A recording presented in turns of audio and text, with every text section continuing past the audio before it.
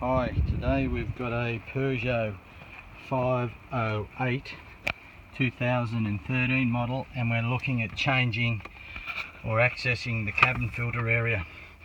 To get to that, there is a cover panel that is under the glove box, held in by two little clips. We pop that down, and then there is another cover which is a kick panel cover that has one Torx head bit, screws in here. That pops off, and be mindful of moving the panel forward because it locks in to the console area.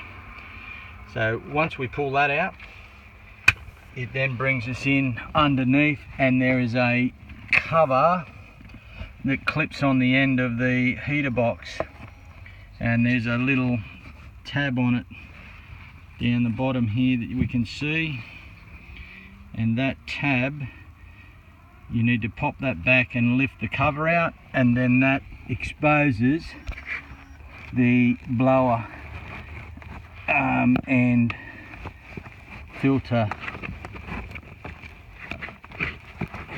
We just slide that out. There's a fair bit of rubbish in this one, it's probably never been checked. And that's our cabin filter. You can see it's got rubbish all the way through it. It's never been checked through any servicing.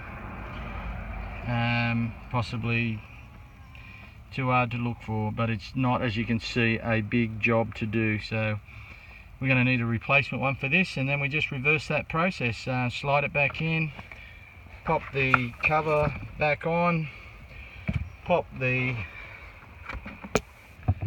kick panel off with a screw in here, and then drop our under glove box panel back in place. Hope this helps you at some point down the track, and that's a Peugeot 508 2013 model cabin filter change. Thanks for watching.